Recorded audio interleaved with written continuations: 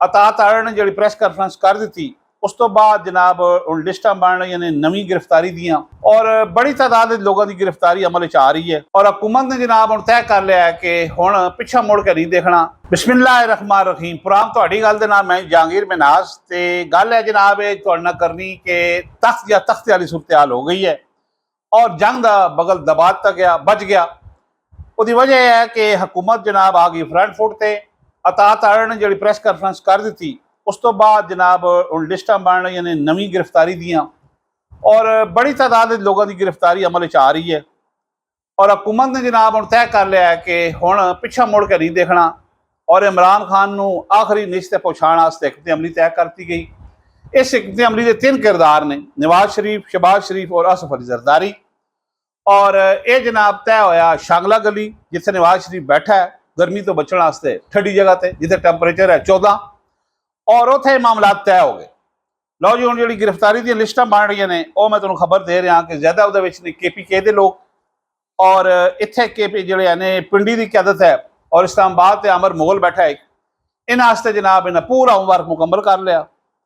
फिर अपना परसों जिहड़ा है जुमरात वाले दिन 4 नवे जज शामिल हो रहे हैं, अडाक जज, जुडिशल कौंसल का इजलास है सुप्रीम जुडिशल कौंसल का और हुकूमत ने पार्लीमेंट दे विच भी और वफाकी कबीना दे विच भी ये मंजूरी लै रही है PTI से पाबंदी की और वो जी करारदाद पेश होएगी पार्लीमेंट के अंदर ज़ाहिर है उससे कोई सुप्रीम कोर्ट कोई जज कोई नोटिस ही नहीं लै सकते क्योंकि उन्होंने अपना प्लेटफार्म है। और बिल्कुल तय कर लिया गया कि जनाब किसी सूरत PTI नूं नहीं बख्शना। और गिरफ्तारियों की सूरत-ए-हाल मैं तुहानूं दसां तो ये गिरफ्तारियां बिल्कुल इस तरह हो रही हैं जिहड़ी तुसीं 7वीं तो लैके 10वीं तक स्टोरी पढ़ते रहे हो मेमने की और भेड़िए की। और मेमना एक जगह नदी ते पानी पी रहा सी तो भेड़िया आ जाता और जनाब उसनूं कहता है कि तू भाई पानी क्यों गंदा कर रहा, पोल्यूटेड क्यों कर रहा। तो मेमना बड़ा जवाब देता आजी नाल कि हजूर पानी जिहड़ा है वो तो तुहाड़ी तरफों मेरी तरफ आ रहा, तुसीं उसी जगह ते खड़े हो, यानी water is flowing from you to me. तो वह कहना भाई गल है कि तू पिछले साल भी पानी गंदा किया सी, ये पीने वाला पानी है। तो मेमना कहता पिछले साल तो मैं पैदा ही कोई ना होया, मेरी उम्र ही 6 महीने है। लो जी वो कहना अच्छा तू नहीं से फिर तेरा वाला सी उस हमला करता। यह सूरत-ए-हाल होनी जी राणा सनाउल्लाह कह रहा कि गिरफ्तारी पाकिस्तान तो गिरफ्तारी कोई भी हो सकती, कोई भी मुद्दा तुहाडे ते पै सकदा। और ये जनाब पूरियां लिस्टां तैयार हो रही हैं क्योंकि ये हुण तख्त या तख्ती वाली सूरत-ए-हाल मैं तुहानूं दस दिता हो गई है। और ये पता लग गया हुकूमत नूं कि जज जिहड़े ने सुप्रीम कोर्ट के उन्होंने भी रिलीफ 2 केसां उत्ते थल्ले दे दिता ने अपने इमरान खान नूं। लिहाजा जनाब इसका कोई मक्खू ठप्पण वास्ते कंक्रीट बुनियाद ते काम करो।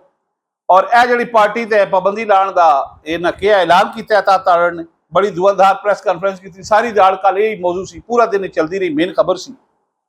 उस तो बाद जनाब इन्हें इत्तेहादिया भी इतमाद लै लिया गो कि थोड़े बहुत JUI और शेरपाओ की पार्टी और इन्हें गलबात की लेकिन पीपल्स पार्टी MQM कदे नहीं जान गया।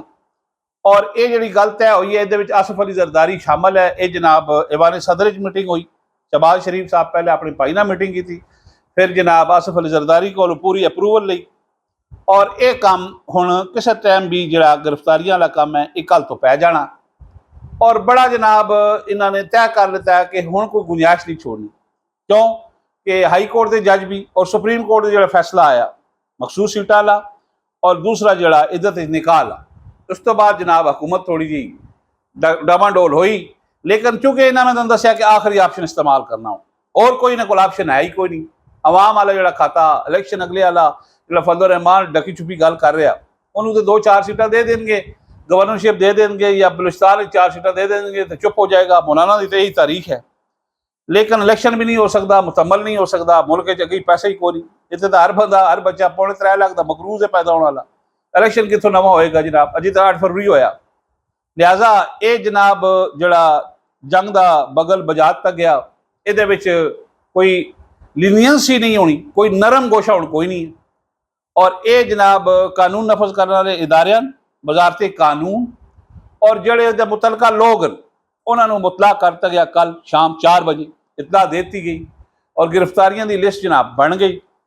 और ये काम ऐसा पै रहा कि जनाब एक दफ़ा उन्होंने कहा है कि अपना जो नून लीग वाले दोस्त ने, क्योंकि ज़्यादा मसला इन्हों का वज़ीर आज़म जो शहबाज शरीफ नून लीग का, नवाज शरीफ गो थोड़ा जहा बड़ा पिछों हो के चलिया उत्थे जनाब मरी बैठा है अगर नहीं आ रहा, अपनी पार्टी का सदर तो बनया, लेकिन बाकी ਉਹਦੇ कोई अनाउंसमेंट नहीं हुई, कोई ਉਹਦੇ जलसे, कोई पब्लिक मीटिंग, कोई गैदरिंग, कोई लोगों ने इतमाद लेना। इतना बड़ा अज़मी इस्तेहकाम ऑपरेशन हो रहा दहशतगर्दी के खिलाफ, मियाँ साहब उससे कोई लोगों को मुतमिन करने वास्ते, लोगों को दसने वास्ते कोई बाहर नहीं आ रहे।